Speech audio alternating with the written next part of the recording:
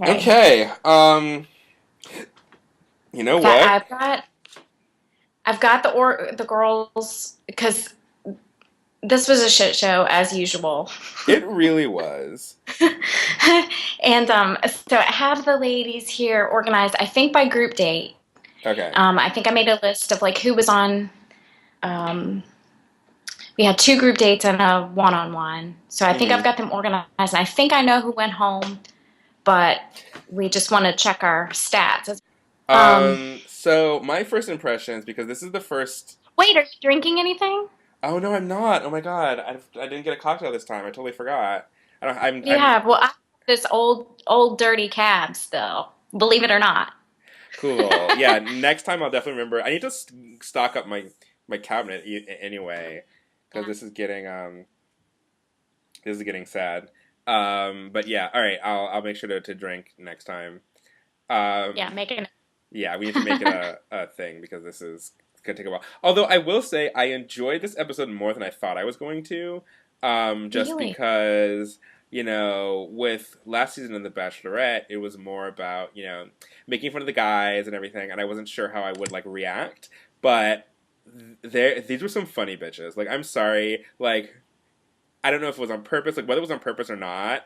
I laughed so hard watching this goddamn show because it was just so beyond ridiculous that I actually got more enjoyment out of it than I thought so. I am ready to discuss. Well, that's good. So I guess so we had a group date, we had a one-on-one date, and then we had a group date. The first group date was a smaller group, and then the Yeah. last group date was like no holds barred. So just to say, I think the only people who didn't go on a date this week of the how many do we even have left at this point? Like 25?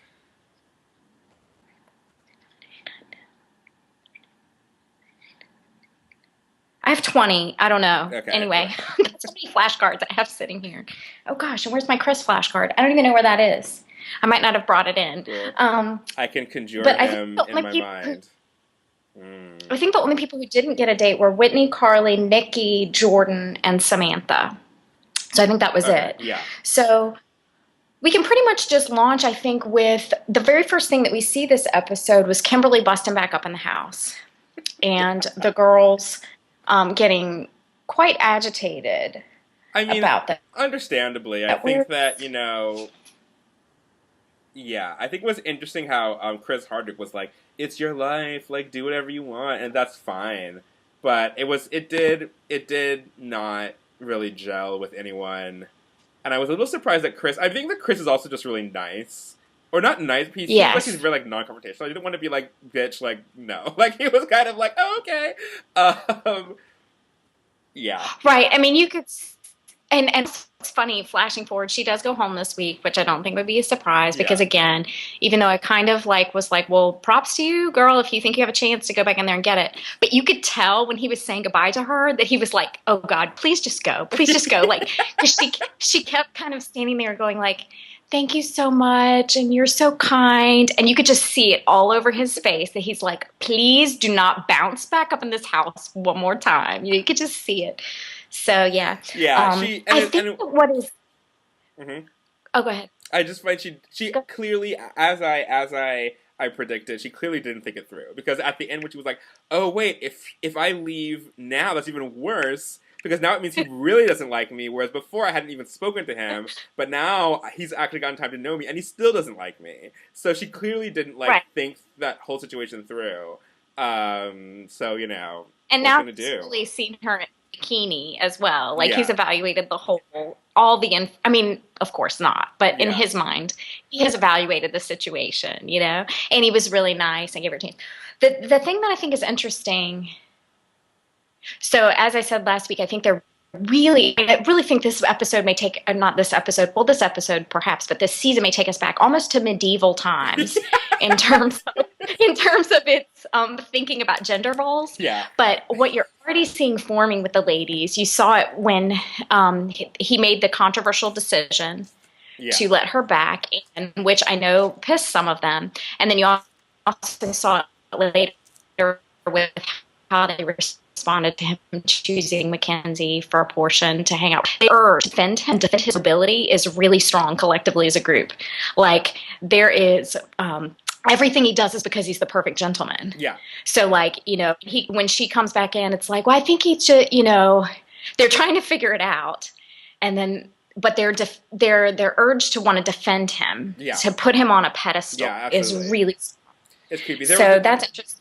There was another moment like that when, when on the Whiskey 4, but on the one-on-one date when he chose Mackenzie, and they were like, oh, he probably just like really wants to be nice to her, like kind of give her a chance because she's like kind of like plain. It's like they were really playing it off like there was absolutely no way he could have ever had an actual interest in her, and that he had chosen her for the one-on-one date by some sort of like you know, gentlemanly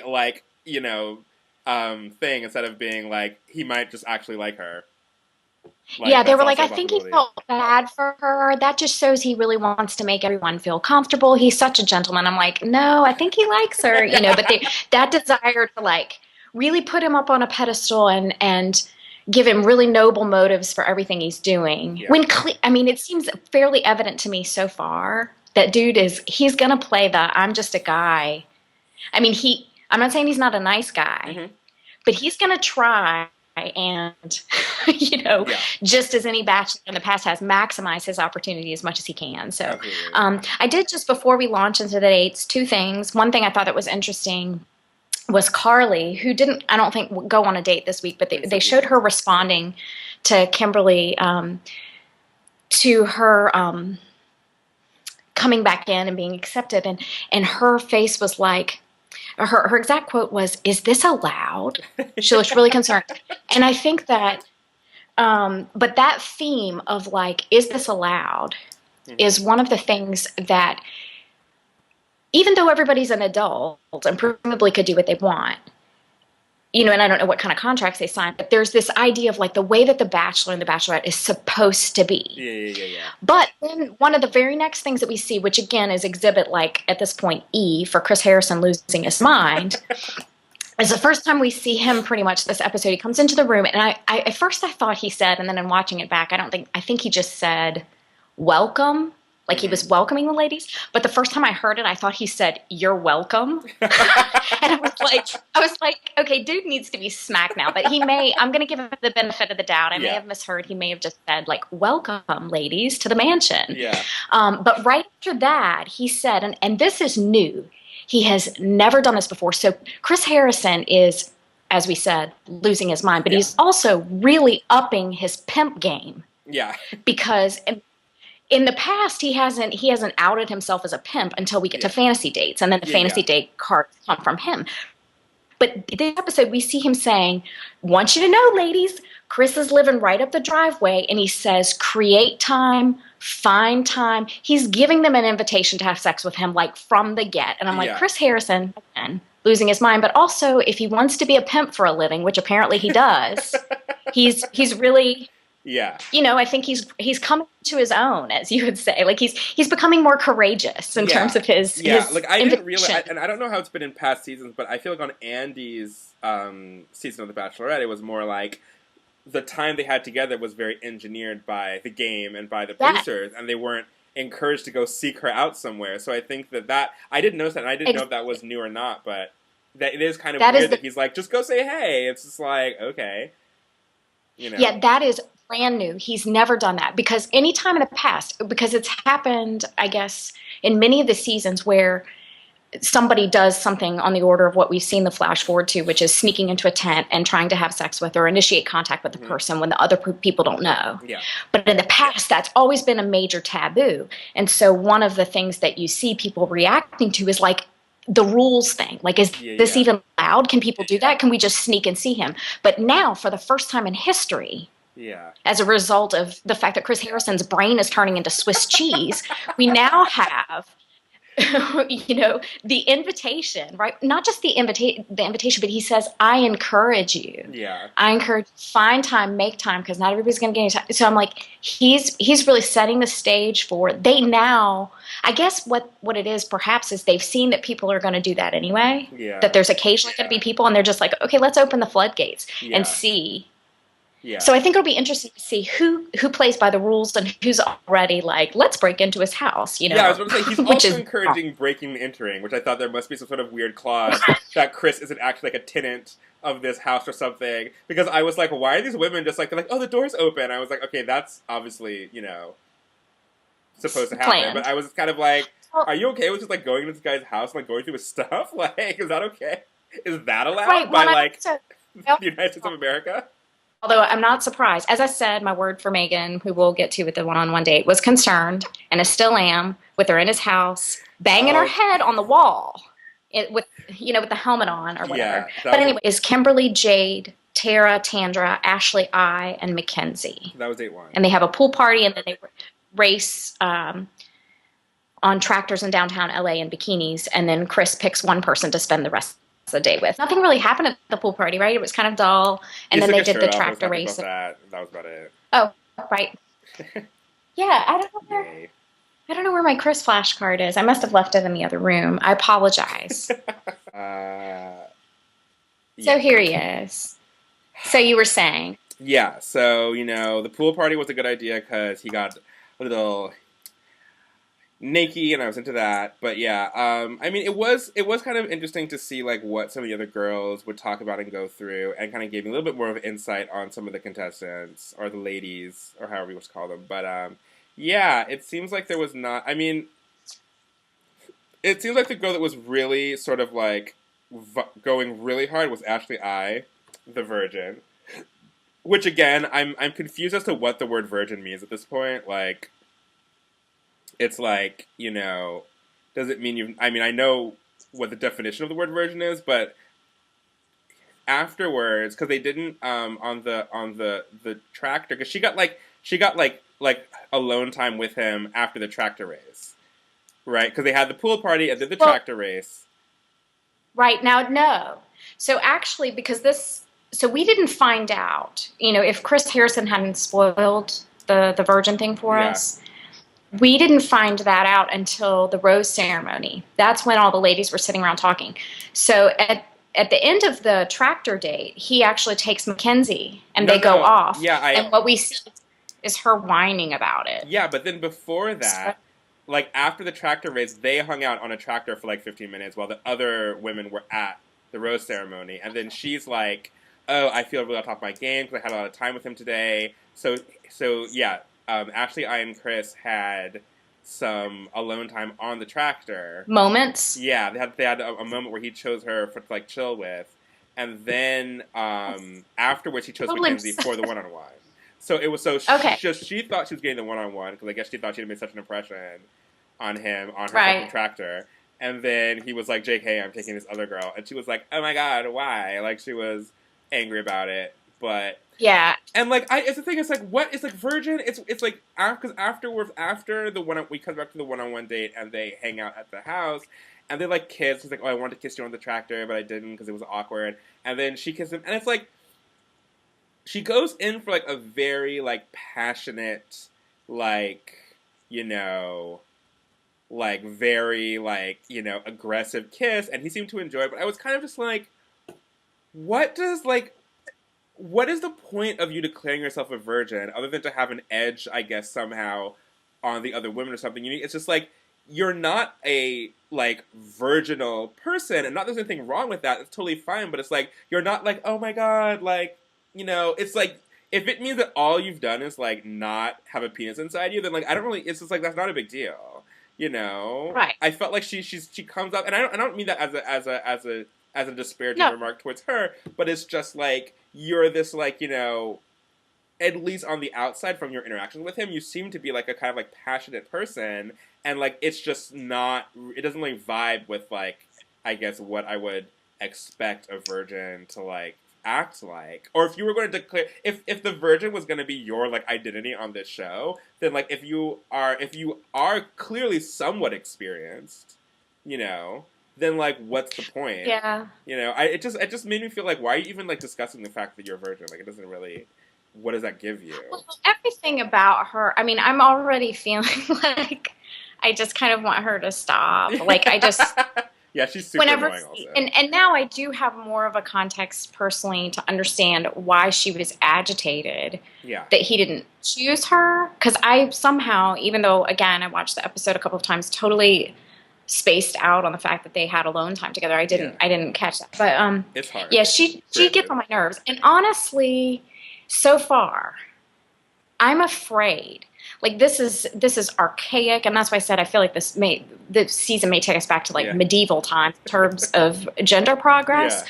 But I'm actually afraid that Mackenzie might be right about Chris, and I feel like that the only reason this girl, if she does end up being in the final three, that the only reason that might be is because he finds out that she's a virgin. And if that is the case, I just don't even know what to say.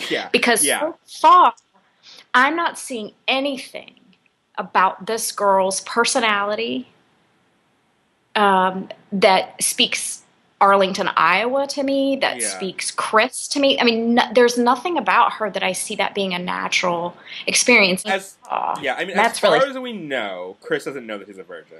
As far as we know. Not yet, but we're in episode 2. But, the thing is that I feel that, like, I don't know, like, the first time I had sex, I was not in a hurry to tell the guy that I never had sex before. So I feel that if he does find out, it may be from someone else. Because I just feel that, like, I would keep that till... I would actually just not even... If it were me, I would just not even tell him until, like, after the fact. You know what I mean? But this is TV, so it may be different. But, like, I just don't see her being like, oh, FYI, like, I have a secret, guys. Like, I'm a virgin. Like, I don't see her, like, saying that to him if she's smart, But who knows? But as Mackenzie was saying, it may very well give her an edge. If he wants to keep her around long enough to have sex with her, which just seems so pathetic. And she's obviously... I mean, not only it's episode 2, and we already know this about her because she's told other people, but she's also the other variable here that she's either not aware of, which sometimes I just wonder, are they not remembering that they're on TV right now? I know, right? Sometimes I wonder about that, but like, she's not only told people that she barely knows. Yeah. She barely knows. She's told them with cameras rolling. Yeah. So to me... I think she's going to tell him. I think she's going to tell him probably the first time that she, probably has alone time with him. So I thought that date was pretty boring. It was super boring. The tractors moving slowly was boring, so we could just skip all of that. Let's. There's really nothing to say. They had a pool party and they rode bikinis and tractors. Blah, blah, blah. Yeah. But he did then select Mackenzie. Yeah. Who I think we've both kind of felt as an early front runner, and you feel like may even get to the final 3. Possibly. Who's 21. Right, mm-hmm. Possibly. We don't know. This season is kind of confusing. Although, some of my instincts have been right on the money so far. True. Like, Jordan, I picked that out, that she was going to be the one having trouble staying sober. And she certainly did, historically, more than anybody we've ever seen on the show. Because it looked like she was pretty much... Oh, yeah. Because, in the past, people have gotten drunk, but at the rose ceremonies, which, knowing how they film them, that they keep the open bar and they keep them up all night, has made sense. Girl was, like, wasted. It looks like pretty much the whole time she was there on the show. So, but anyway, so he takes Mackenzie, and they go to a restaurant, which that was like, okay, that particular part of the date, this whole show is really super low budget this season, at least so far. It's like they had a pool party and they rode tractors, and then he takes her to a restaurant. Yeah. It's like, I don't know, are they running shy on money this time around? I don't know. Usually they don't get to the overseas stuff until later, but I still feel like, what, no fake just like, snow? Let's get a snack. Yeah. It's like a little weird. So but they go to a restaurant. I really like Mackenzie. Now that I've seen her interact a little bit more, I'm not sure she's going to make it as far as I initially thought. But I like her because she's, again, seems like a normal person.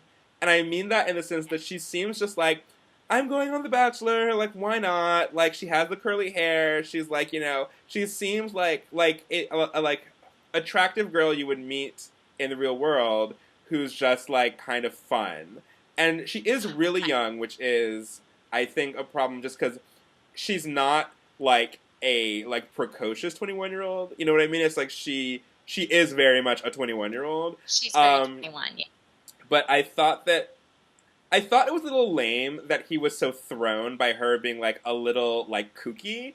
Because I Yeah. found it endearing. Like I found the whole thing just, She like was totally cute. yeah, she was like I love guys with big noses, and it cut to him being like that was weird, and I was like why is that weird? Like that's I don't know. Well, If and someone said that to me, I wouldn't be weirded out. You know?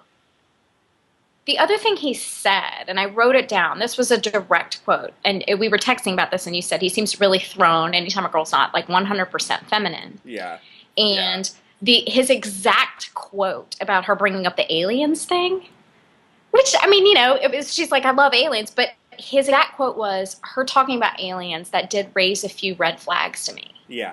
Flash forward to Ashley S. Yeah, I was about to say, like, who's weirder here?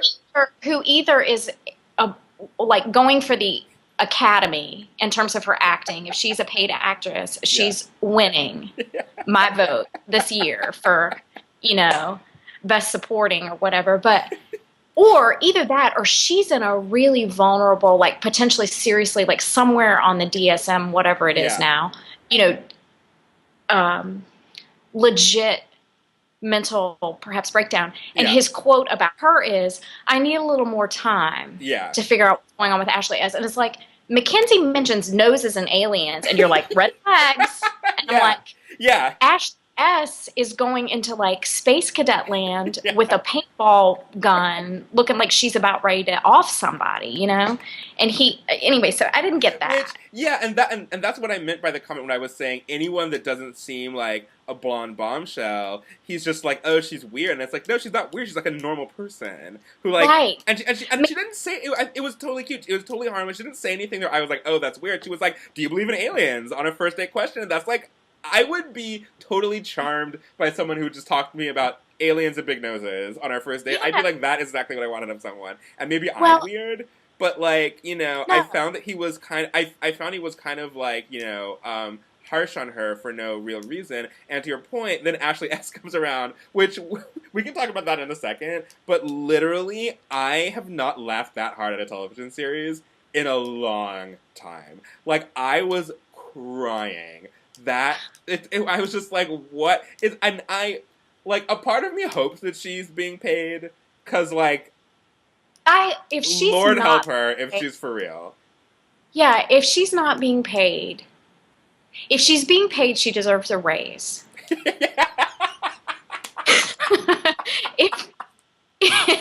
if she's not being paid, these producers are evil. Yeah, same. Because she's either really great at portraying somebody who's on the edge, or she's a really vulnerable person. Yeah. And I feel like I've thought for years, and I said it probably during the first time that we spoke about this show when we were last season, when we did this, that I felt confident for years that they give these people psychological assessments. Yeah. Because there's these types that crop up, and like I'm realizing another type that I never articulated is they always have one, and it's only one, super smart woman who acts as the narrator for us. And this year it's Caitlin. Yeah. Like they actually had somebody who was getting her PhD in psychology. She was the funny narrator one time. Courtney did double duty her season because she was the funny narrator and she was the villain. So she should have gotten a raise too. And now she's written a book. But anyway, that's because of they have these classic types that come up every time. It's like I've thought for years they give people psychological assessments or some sort of they know. But yeah, if she's for real, if that's legit and she's not being paid, they are really evil. Like they're really putting people in unsafe situations. Because it almost looked like you said something via text when we were discussing what was happening with her, and you said I think maybe you used the word like she was overwhelmed. Yeah. And it almost seemed like, as I thought about it, that zombie paintball date took her to such a scary place that she really didn't know how to, like that was some sort of a defense mechanism that we were seing coming out, and it wasn't working. It was really like her defenses were breaking. So again, she's being paid. I'm voting for her. I'm worming my way into the 97% white male Academy this year, and I'm voting for her to get Best Supporting if she was acting. That was so good. We now can say date 2 was a one-on-one date where Megan gets to fly in a helicopter with Chris. Mm-hmm. This week we see her getting the date card and not even, which kind of kudos to her in a way for not knowing, because I mean, unless you've watched the show, so maybe she's never Yeah. watched it before, but like all the other ladies for sure know the rules. So they're Yeah. like, she thought it was like a note. She didn't even get it was a date, you Yeah. know, but we see her very charmingly going, this is just like a note, right? This doesn't mean anything, you know, and they're Yeah. like, one too many cracks of the noggin up against the brick Yeah, wall. the refrigerator. It's just like, God almighty. for anyone who doesn't, which if anyone watches our show and doesn't watch the show, we should just maybe clearly say that Megan, when she breaks into the house, puts on Chris's motorcycle helmet and proceeds to bang her head repeatedly into every hard surface in his house. So this is what we're referring to. And this is the young lady who, by her own admission, said last week that she didn't get one of the jokes that Caitlin made because something's not clicking. And I said, I'm concerned that something's really not. So of people in the show, and there are probably a few who don't need to be banging their head on the wall. She's definitely one of them. Definitely one of them. But anyway, so they go to the Grand Canyon, which is, I just want to say, aside from the low budget comment earlier, that's actually the only date that anybody's ever been on that I was jealous. Yeah, true. Of the That looked beautiful. Man, I want to go to the Grand Canyon so bad. So I was really not with any of them. I just want to go. I want ABC to pay for me to go to the Grand Canyon. Yeah. But anyway, so that date was also boring, though, other than the fact that it was in the beautiful Grand Canyon. Mm-hmm. And then she drops her tragic story. That her father died. Yeah. Yeah, which is sad. Fair enough, you know. Right. But, you know, honestly, I thought she looked super spaced out on that date as well, where she's like, and again, I think it might just be what she's like. She's like, this is amazing, and I'm head over heels and all of this. And I thought, he can't not give her the rose now because she just told him that her dad died right before she came on the show. And I mean, he probably would have given her the rose anyway. Yeah. I was honestly surprised. This was a move I did not expect. I was really surprised that she got the first one-on-one. I was kind of surprised too. I'm starting to think about our farmer Chris. Yeah. That he has maybe been on the farm for too long. And it's just like, I think he knows who because we texted back and forth that maybe he's really into Ashley S. sexually, and I was like, that is so bizarre to me. But as I'm observing his choices and the things that he says, I'm like, he may just really be like trying to get as much action as he can before he really narrows it down, which I think everybody has done in the past, but there have been some predictable patterns, I think, to people who people have been drawn to. Yeah. And with him, he kind of, like, this choice seemed like really, really random to me. Yeah. You know? Because usually the first date ends up being one of the final three, or is like a foil, sort of. But is somebody believable that you would think might make it to the final three? But there's no way. Yeah. There's no way. Yeah. It does seem a little all over the map. Also, the thing that I noticed, and again, I've never watched The Bachelor before until this season. It's like all these women, and with the men, somehow I felt it less because I feel like just like the gender dynamic, especially when you put them in a show that's this like structured, kind of tend to be more traditional. But Wait, no, just saying that like how the men react to going on a date with a woman, it's more just like, I want, you know, this girl to like fall in love with me and blah blah. Whereas like the roles are sort of like reversed, where all these women are just like kind of like going crazy and like fawning over him. And I was kind of like looking at her, at Megan, as like this beautiful Grand Canyon landscape, this beautiful ride. She's like, this is the happiest day of my life. I've never done anything like this, which I'm sure she hasn't. And it's kind of just like, of course you're like head over heels with this guy. Like if you met him in a bar and he took you to like a barbecue, you would not be like, oh my god, I'm headed. But of course, if you have this like amazing experience, you're like, you know, the show and the producers are like, you know, having an impression. This experience is making an impression on the way you feel about this person. That's like totally normal. And I was just really, the way that she was so like, this is the happiest I've ever been in my life. I was like, well, it's not because of him. You know what I mean? It has nothing to do with him. It's everything to do with like this sort of like experience you're having. Yeah, and I always think every time they say anything like that, and also I've noticed how often he has kept saying, and I'm like, if you say this one more time, I'm gonna Like, come through the TV and smack you yeah. or shoot you or something. He keeps saying pretty much verbatim over and over and over again, I'm the luckiest man Yeah. alive. It's the best experience any man could have. And I'm just like, again, we're going back to like some sort of like medieval Yeah. like Yeah.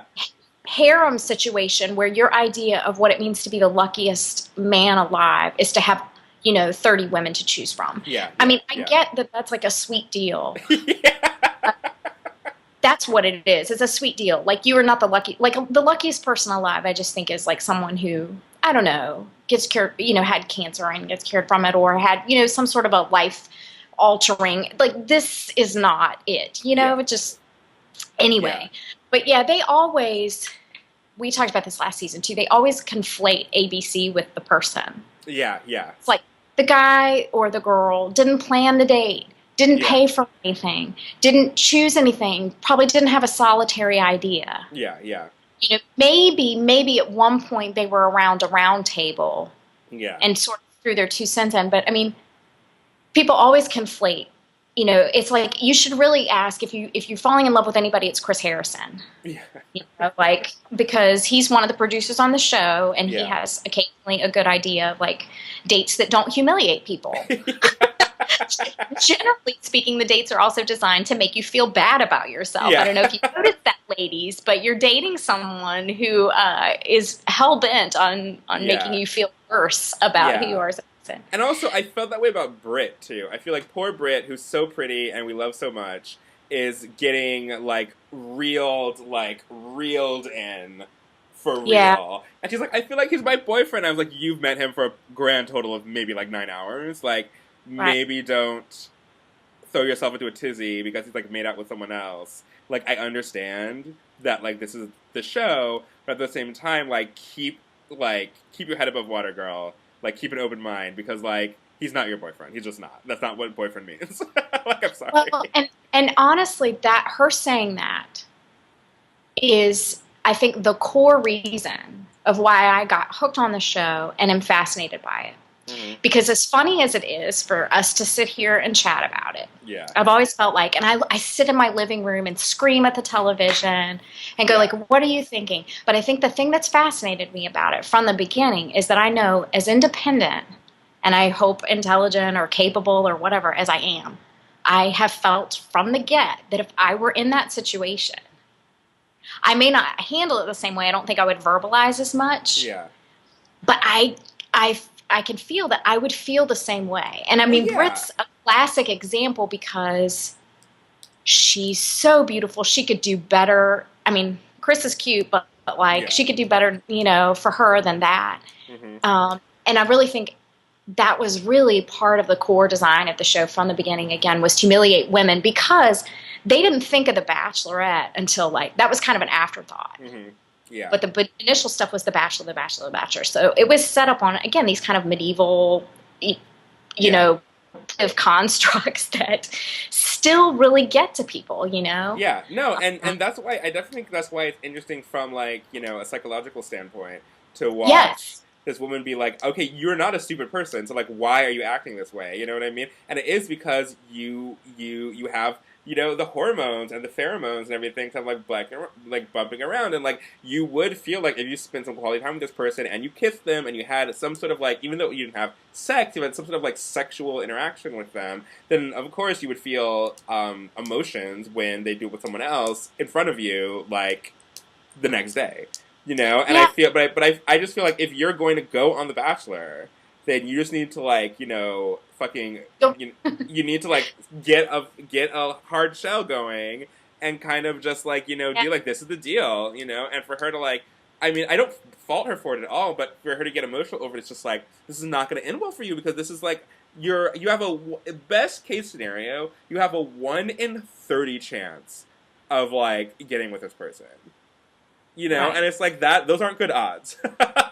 Well, I think it's still such an idea that's so reinforced, like on the covers of magazines, if you look at the covers of magazines targeted towards women, this idea that your worth is validated by absolutely. a man selecting you. is still so reinforced. That's what's so interesting to me about the show, is putting people in this situation where it reinforces the idea that your value has everything to do with whether this one person selects you. And you see the men and the women struggle with it, you know? And I think it'd be, even if you know that cognitively, that's a tough, I mean, you hear her saying, I'm having to swallow this bitter pill that he's, you know, and you know what else is possible about her? She has to probably know and think everybody struggles with insecurity. But Britt has to know she's about the most beautiful person there. Yeah. And so she may have had ideas that she's going to come in and blow the other ladies out of the water. True. I mean, she seems like a pretty sweet person. But she probably hasn't experienced, maybe she has, a lot of rejection. Maybe she has, I don't know. But so it may be kind of a bitter pill to swallow, too, to realize that maybe you haven't had quite this level of competition before, but also that you're still going to have to sit through it like the rest of the ladies, too. And have to deal with it. And then we have a final group date that's like basically everyone in the world is on that date. I'm surprised you and I think half of them were on that date. It was like fucking everyone. So the names, this is who I have: Kelsey, Trina, Alyssa, Tracy, who we still haven't heard anything from, but I think she's either going to be a total sleeper or she's going to be the one. Tracy? Tracy is she's like a fourth grade teacher. Oh, right. She was on that date, but they're not showing. Interesting. Which sometimes you have people that I'm like, that person seems cool, and then they just go off the scene. But there have also been seasons where the person that they end up with is a total under the radar person until. But anyway, so Kelsey, Trina, Alyssa, Tracy, Caitlin, who's our funny narrator for this season, Ashley S., who loses her mind, Britt, Becca, who also I think we're not seeing a lot from at this point, but I think could be a contender. Yeah. Jillian, Amber, and Julia are all on this date. So there's like 11 people on this date. Oh, and Julia, we now need to confirm, Julia is the second widow. Right. Jesus. And what I have to say about her is my reaction to her was once I realized she was one of the ones last week that we were like, who? Yeah. Is that she seems like she has, even though she had this very traumatic backstory, she seems okay. Like she doesn't seem like, I mean, she seems to be in the way she spoke about it and everything, in a good, healthy place. I still can't picture, I don't know how it happens that these conversations occur, like back at the house. Because they plan it out different ways where, like, sometimes, like, okay, this episode we had two pieces of information that we know but that Chris doesn't know. One is that Ashley I is allegedly a virgin, whatever that means to her. And, and then we found out that she is a widow, and we know that neither of those pieces of information that Chris has. But I just wonder, to what extent does production prime the pump for those conversations? Because for them to happen, I don't understand. I mean, she seems like she has a good head on her shoulders, but I don't understand someone choosing to say that. I think it's two things. I think that one, I mean, remember the very first season of The Real World, which is kind of like the primer for all of these shows, when they would plant, like, it's a big, like milestone in reality television, but they planted a bunch of information that first time they did The Real World to, like, start conversations, and the cast, like, rebelled against it and, like, wouldn't talk about it. So I feel like it's just not really, like, reality TV, like, protocol to sort of, like, prime people for, like, conversations. However, the other thing that we don't realize is we're watching a week of, or like a day or whatever, boiled down into 2 hours. So they're alone in a house with nothing to do but talk to each other. True. So it kind of makes sense that after 5 hours of discussion, like, she would just, you know, it's like once you put people in that situation, it's like they're not going to the store, they're not watching TV, like they're not, it's like they're just sitting around talking to each other. So, you know, it kind of makes sense that after a while that conversation might just organically come up. And maybe they sort of forget, which it kind of makes sense if you're living in a place where cameras are on. Mm-hmm. I don't think that I would forget. Yeah. I can't see myself. Yeah. Like, I would know, and I think I would be monitoring. Maybe they just sort of forget that, like, it starts to feel natural, and like they're just talking to people, and like that your every conversation, pretty much, and almost everywhere you are in the house, is going to be recorded. And, Yeah. um, but yeah, that's always a weird choice to me that people are like, are you aware in those moments that you're not just telling the people in the room, you're now telling all of America. Like when they're on dates with the person, Yeah. some of the stories that they share. It's like, okay, you're not just telling him, you've now told me and Cameron and Yeah. other people. And it seems like I don't see how they can be aware of that in those moments sometimes with the choices that they make. I do feel like after a while you do get acclimated to it. I feel like after a couple of days you probably don't realize it anymore. And also on the dates, I feel like depending on the type of person that you are, it may be different because a lot of those dates you're expected to do or say something that sets you apart from the pack. Right. You know what I mean? So I feel like on the dates it's almost a different thing where like they are like it's like, you know, how when Ashley I was talking about should you tell him the first like, oh wait for a date. If she does tell him, she's gonna wait for a date because she's gonna want she knows that that part is gonna get mad airtime, you know, and that so I think it really depends. I don't think that there's like one answer. Yeah, you know what? That's actually one thing that just reminds me of something significant that I noticed about Mackenzie. Mm-hmm. She did something that's very rare on dates. And the only other person that I can remember is my only real crush that I ever had, where it was like, I hope I meet this guy. And he lived in New York City at the time. I don't know if he Uh-huh. still does. But I always wanted to see him, and I never did. His name was Ames Brown. Uh-huh. But he was the only person on, he was on, obviously, The Bachelorette, who, when he went on the date, he asked the person questions. Oh yeah. Like, that weren't like, so where do you see us? Like, a lot of them, they'll have conversations about like themselves and their dynamic.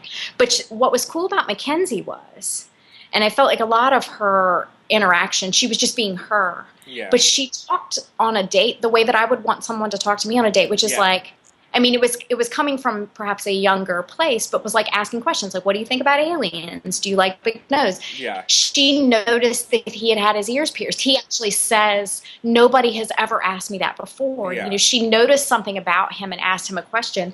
And that is a healthy dynamic that you almost never, a very simple thing that you almost never see on the show, which is someone asking someone, instead of like the really deep dramatic questions about like, did anybody in your family recently die of a traumatic cause, which we see a lot of that. Yeah. You saw them starting a healthy social place, which is like aliens and noses and did Yeah. you have your ears pierced, like that. And that was actually something that was really cool and healthy Well, about I think that why Mackenzie appeals to both of us after watching this show is that she's clearly not playing the game, or if she does, she's like not really realizing it. She's clearly just like wants to date a fun, cool guy, and she was like, "This looks fun." You know what I mean? It's like that's kind of her where she's coming from. She's not coming from like, "This is my life. I'm gonna like marry him. We're gonna have babies. It's gonna be." It's like she's just kind of like, "Oh, like this is fun," and it might be from her having a kid very young. I don't know, but it's like she's clearly already had to make serious life decisions at a young age, and she's probably not like looking for like a fairy castle in the sky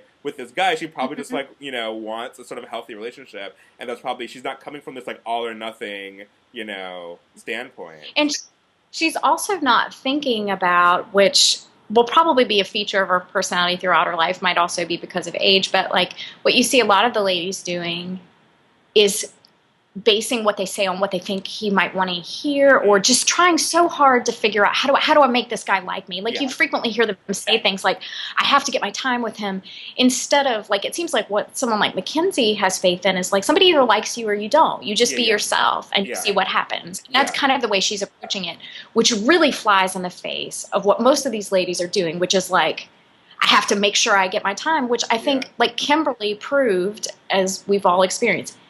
If somebody doesn't like you, the more time they spend with you, it just confirms that. Yeah. Like if somebody's not into you, you can't convince them. You can't sell them. There's not something you can say. I mean, there's a certain element of mystery to it, I guess. But anyway, second date. Although the main thing I also do want to say about Kelsey though, because we didn't see a lot of her, and when I thought, and this may have just like been left on the editing floor. I can't really recall why, but I thought it was weird when the other girl was coming out with her widow story, how she was like, and it's like, because no one knows that she's a widow. We're the only people that know. She hasn't said so on the show. She said so in her bio, but not on the show. So as far as they know, she's just like, she hasn't gone through this experience. And if I, and again, this may have happened. We may not have seen it. I don't know. I'm not trying to, again, disparage these women, but but there may have been I would have been a point where I would have been like, if you need to talk, I went through something similar, blah, blah, blah, or some sort of like camaraderie there. And the fact that she was like, oh, that's really sad, kind of like dead behind the eyes, I was like, what the fuck? Like, you supposedly just went through this same experience, and the fact that you weren't, at least on the outside, in any way like affected by that is a little like weird. And she concerns me. She's my concern card. I'm concerned about how this girl is, how it's going to end up for this girl.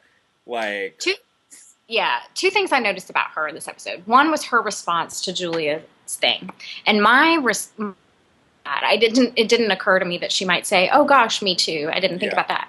I was watching her facial expression, and what I picked up on was, "Oh shit, girl just stole my thunder."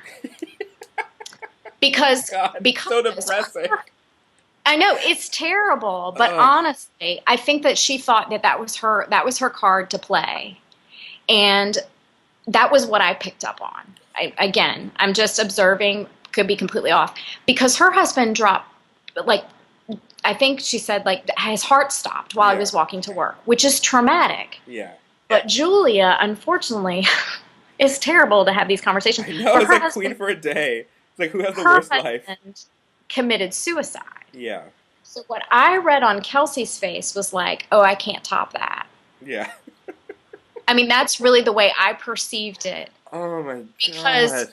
Because her, anyway, that's what I read. But the other thing that I noticed about her was they have her narrate just one snippet. We didn't see too much of her, but just one snippet of the zombie paintball date. And it was when she's describing all the girls in the car screaming, which again, the producer's trying to make these girls look like they're in the third grade and they're pouring like worms on them or something, just to bring out all that like girly stereotype stuff. Squealing girls, and we have her narrate that part. And I don't know if you've noticed, but she's saying, and Britt was on, which this was intentional. They were trying to titillate us, I guess, sort of like Britt was on top of me and I was on top of so-and-so. She describes all that. And then she goes, and then the door opens and it was Chris. And then she gave this maniacal laugh. Like, that seemed really fake, right? Maniacal and fake and crazy. And then she goes, oops. And I was like, something's wrong. Like, we have... Oh my God, I don't mean to laugh. God damn it. This show is just so crazy. Right? It was really it was like an insane laugh. It was like if you were teaching acting 101. Yeah. And you put people on the stage and like do your best like crazy laugh. Like that's what she pulled out of her grab bag of responses, and I was like, there's something really off about it. She comes from a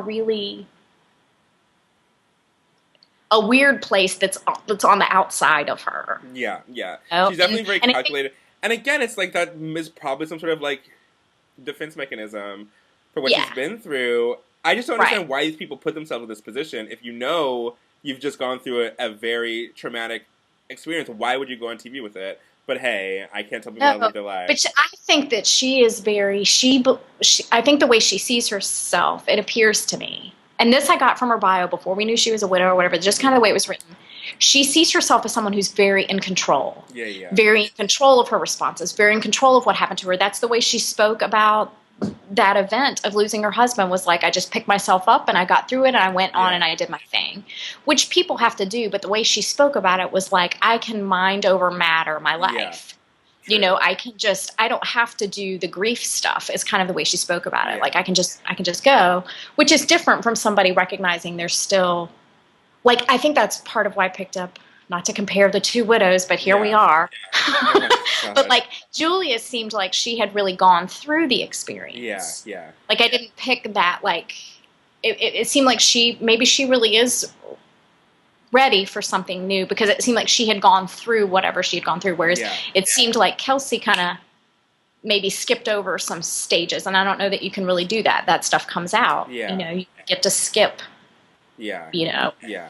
Um, But it's funny you should talk about in the limo, all the girls like screaming when like the zombies come to the limo and what's going on, and then Chris opens the door. That was hilarious. But on the flip side of that, I feel like one of the many reasons why I was like crying with laughter at Ashley S was the fact that she refused to play that stereotype. She like refused to be that person, and how she was like, when they're talking about the guns, and they're like only shoot the zombies, don't shoot people. She was like, I would never shoot a human. I was yeah. like, everyone was like, "Girl, what?"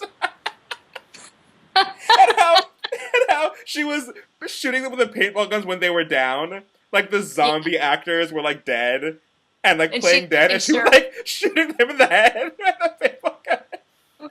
And the best part was when you hear Chris say like, "Be careful, be careful," and she just coolly, just like strides through this like cloud of zombie actors who are all like, no expression, no like play fear, just like literally just blank stare, gliding through like a mist bomb of zombie actors who are like, I guess she's not into this game. I don't know.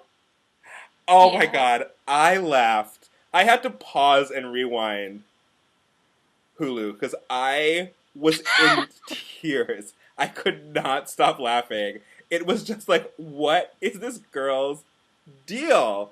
Like she didn't even understand that it was like a game. Like how they were like, this is what you do, and she was like, so do we shoot each other? And they were like, no. Like there's like she didn't even like. It seemed like she wasn't like. And when she was saying like, are we in Mesa Verde? And everyone was like, girl, we're not. She said, like she was and then clearly. she said, "Are we in a dome? Are we in a dome?" Remember that? Yeah. And I was like, she's having an alternate.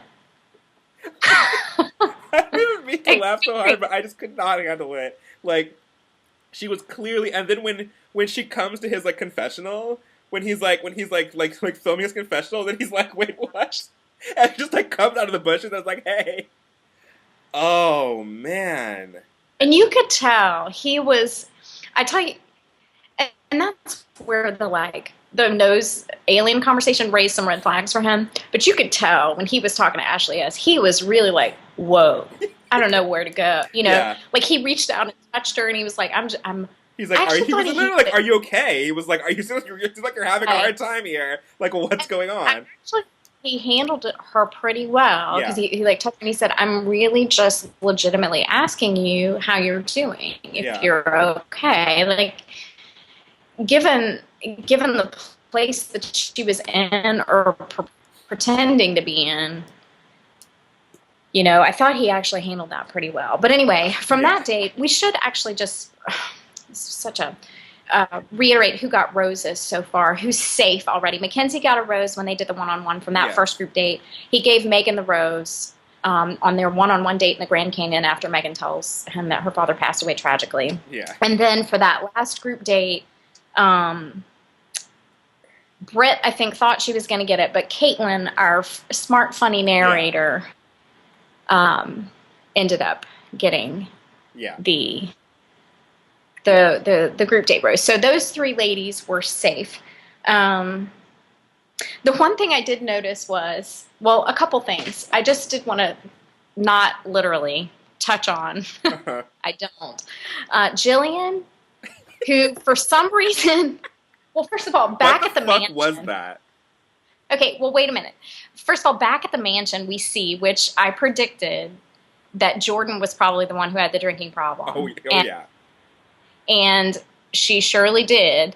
We see that, unbeknownst to Chris, but that back at the mansion, she's been drunk pretty much the whole time. I love when someone,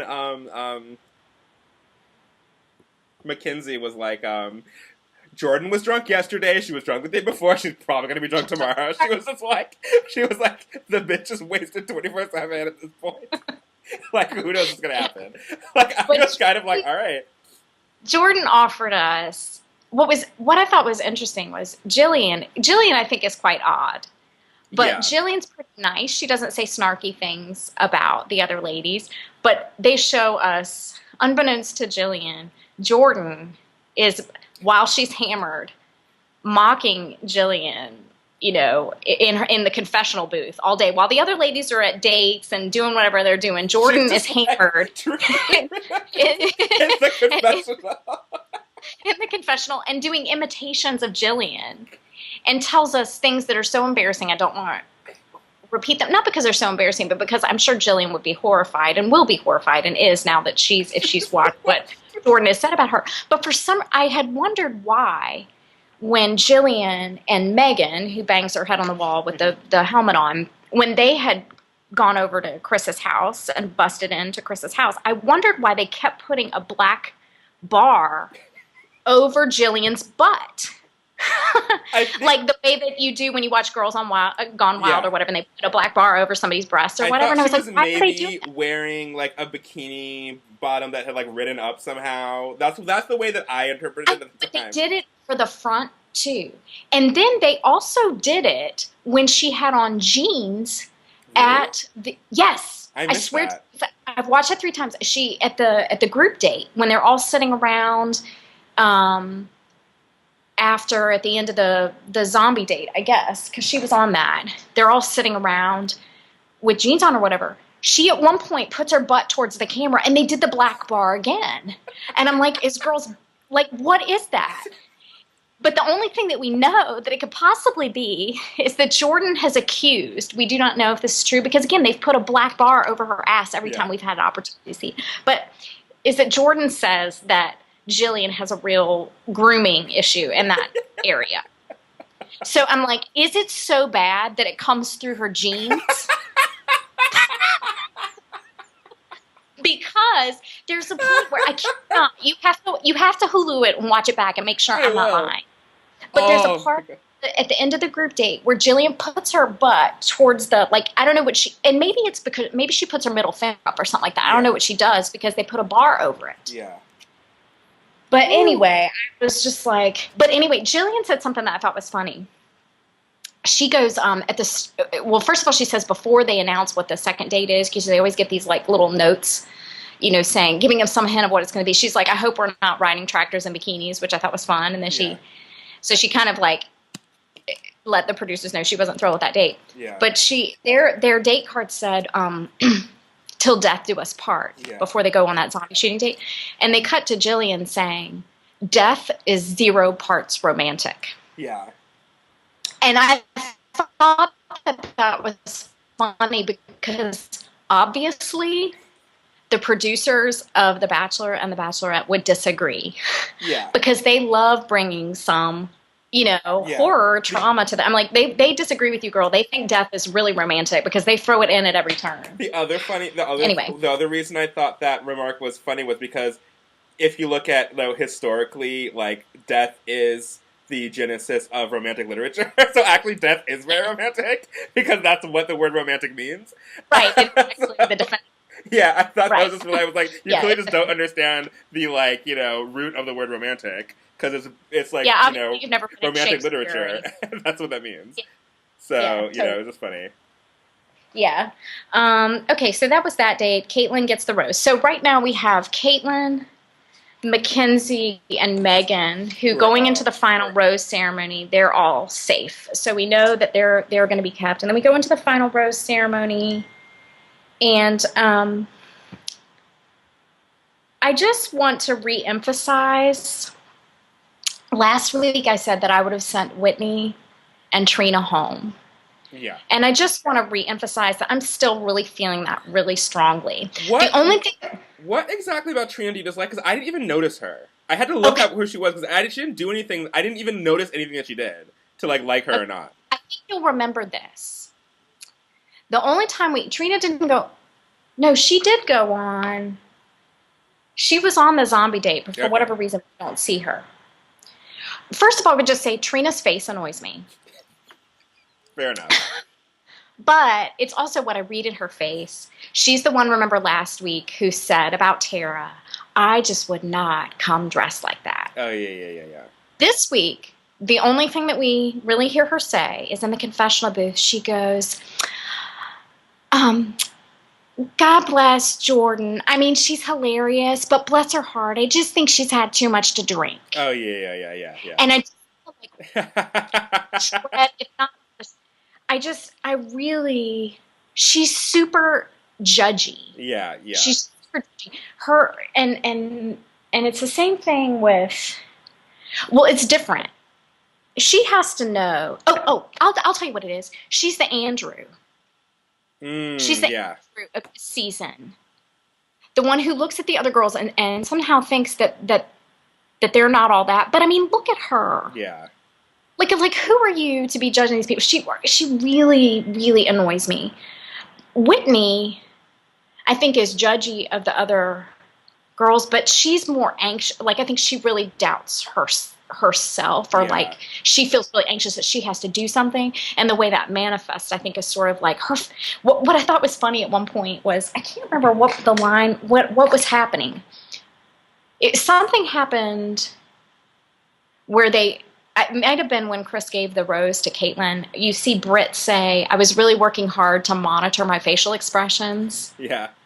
You can see that Britt is. And the thought that I had was, Whitney really needs to learn to monitor her facial expressions, because they show her all the time where she's just like, I can't do it, but I might be able to do it. I'll have to practice in the mirror, but in the mirror. She makes her nose really... Yeah, she makes her nose really tiny, and she gets really... You can just see... Yeah. I'm like, she needs to work on monitoring her facial expressions. It also manifests in her crazy, sexy baby voice, which is just, like, so acute. And, like, typically I'm one to, like... I don't... if people have whatever vocal issues, that's fine. It doesn't really... It's like, do whatever you need to do. Like, it's your voice. I'm not here to, beat you up about it. But, oh, man, listening to her talk is a trial. Right. Really it seems like, I don't know. I don't know that maybe that's her natural, but it seems a little bit like a affectation, and I think that's part of why. I will say, to Whitney's credit, I did think the like mini whiskey date that she did was like a like interesting kind of like fun way to get his attention at the cocktail party. When she buys a bottle of his favorite whiskey and they have a shot, and she's like, I didn't really get to talk to you on a date, so I just wanted to do a shot with you and like say hi. I thought that was like a classy way to like not like break it into his apartment and start like smashing your head against the wall, but like it was like, I know you like this whiskey, like let's have a shot and let's have a chat. Like I thought that was actually like a like classy way to like get some time with him. She also looked really good. Yeah. But she did. To her, not to make it all about her physical appearance. So anyway, at the rose ceremony, who he eliminated Jordan, which I think even though he hadn't spent a lot of time with her, he was picking up on the fact that Jordan was wasted. Yeah. But, so Jordan goes home. Tandra... I'm sorry to say we won't be saying her name anymore, because I know. But Tandra, who we didn't see a lot from, and she seems cool. She seemed cool, and she was the closest one in age to him. And age ain't nothing but a number. But I feel that like she was the only one that was like in her 30s. Right. There's one other girl that's like 30. In the 30s, I think that I can't remember. Pig Nose was like that's terrible, but I can't remember her name right now. The girl who wore the pig nose. The girl who wore the pig nose, I think, was like 31 or 33. Oh, okay. She was so, but obviously he sent her home. It does seem, like there's some issues there, but right. I'm okay, sure so Tandra, Tara, where's Tara? Hashtag Team Tara, like. That's already gone. Alyssa, who we didn't see very much of, and this week I thought the little bit that we saw of her, I really thought she just seemed super cool. And again, production has to be making decisions about who's staying because I just don't see. She was really pretty, Oh and yeah. she was the one that we see Britt when Britt was having her meltdown. Mm-hmm. A mini meltdown. She didn't really have a meltdown. She teared up a little bit. She was talking to Alyssa. Oh, okay. And one of the things that I also think is interesting, another type that we see on the show that the Bachelor almost never realizes, is there's usually a girl who the other girls feel safe to confide in who really is a sweetheart. Yeah. And she was playing that part in this season, and he'll never know because he sent her home. And then Kimberly, who gave it yeah. gave it the old college try, but she went home. So of these ladies, this is who he sent home. Who would you have kept, and who would you have sent home? Or yeah, sorry, of these ladies, who would you have kept? I still like. I am. I would have probably kept Tara because I still really like her, and I wasn't like it was like sad to watch her leave because she was really upset, and it was like she was really down on herself, and it's like, girl, like, you know, find yourself a hot like fly fisherman down in Florida, wherever you're from, and just like do it up. You know, you need to be with Farmer Chris. Yeah, I felt bad. I mean, she was kind of already in that place. I feel like last week she said something that was sort of foreshadowing that, like, I'm never the number one. I'm never the one who's picked. I'm never which, you know. Yeah. And then I think everyone else, I would have been fine. I mean, I didn't really I feel like I may have kept Tandra just because she rides a motorcycle and she's like a grown woman. So like maybe she has something a little bit more to give. Yeah. And the other ones, yeah, I think I'd be fine with letting go. Jordan Kimberly, definitely. Jordan needs to go to rehab more than being on The Bachelor. And yeah. Yeah. Kimberly, yeah. And Alyssa, I didn't really pick up on her enough to say that she should stay or not, so I really don't know. Well, I would have kept Tara and Alyssa. I would have for sure, again, I'm going to keep holding up that I want to send Trina home. Team not Trina. Because she's not going to end up with him anyway. Get her out of there. I just can't with her mouth. I would have sent her home. Ashley, I think, because... Oh, yeah, if we're talking to people we would have sent home, Ashley, I would have just, like, called, you know, the ABC producers and been like, let's get this girl on some medication. And, like, you know. She is not, again, if she's being paid to portray someone who's on the cusp. Yeah. Well, it's funny because when in describing her on the date, Caitlin was saying, like, you know, you always think, oh, there's an actor, there's a plant. They're like, no, there's a legit crazy girl on The Bachelor. It's actually S. So I don't know. I mean, she may not know, but they definitely included that to, like, throw you off the scent of her potentially being a plant. I really didn't understand. I think I would have sent... I don't understand why Samantha's still there. Yeah. I don't know. But honestly, I don't know how straight men work. It's like you were talking about Ashley yesterday. You're like, why do you keep her? I was like, he wants to fuck her. He does. I was like, that's why. Like, he does. It's like that supersedes whatever, like, you know, concern you may have for another human. Like, he is attracted to her. That's why he's keeping her around. There's no other reason. Not so much because of her, but I'm just going to say, if that's the case, if the reason he's keeping, like, for example, Trina and Samantha, if it's because of that reason, then he really has been on the farm for too long. Because if he would send, like, if it's about dark hair, like, let's just say he likes dark hair girls. Oops. Like, Samantha or Alyssa. Yeah.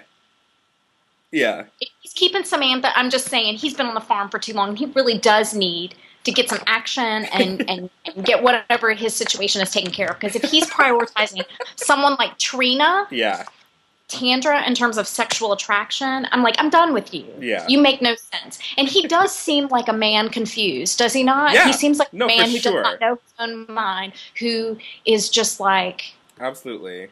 And I think that's part of what's making this season hard to predict, is because he's not in a very conservative way, but he's kind of a mess. If what we're seeing here is indicative of his sexual interests, I just do Yeah. not. So let's all tune in next week for where this journey will take us. Oh, and next week we have Jimmy Kimmel, who's going to be on the show. That little like vignette was too much. First of all, we saw him sleeping, which was kind of hot. I was like, ooh. Yeah, I knew you'd be into that. creeping. Yeah. But it was funny how to have Jimmy Kimmel just be like, hey. Was Yeah. actually pretty funny, I thought, in like a stupid way. Yeah. I think, well, and that's actually why I think when we were texting, I was saying that Chris was, right after episode 1, Chris was on Jimmy Kimmel that night. And Jimmy Kimmel normally picks who he thinks is going to be in the top 3. He makes predictions. Mm-hmm. And this season he's not, because apparently he has inside information. So they were talking about that. He's like, I'm not going to make picks this year. And then he starts putting up pictures of girls for Chris and asking them questions about it. And Jimmy Kimmel was laughing because he said, you're not supposed to actually tell us. Yeah. And Chris was sort of like, I think, dropping more information. But one of the things that Jimmy Kimmel asked him, he put up Ashley's picture. And this is after night 1. And he said something like, is she crazy or not? Mm-hmm. And Chris's response was, she's crazy. And that's when Jimmy Kimmel started laughing. He was like, you're not supposed to actually tell us. You're supposed to play the game and pretend like you don't really know or whatever. Yeah. But I think Chris is maybe not savvy. I don't mean he's not savvy. No, he's not used to lying, I guess is what Yeah. So he didn't. Gentleman, see? Right. Apparently, the ladies are all bound and determined that everything he does has nothing to do with sexual preference. It all has to do with his noble desire to be a gentleman and make everyone feel comfortable.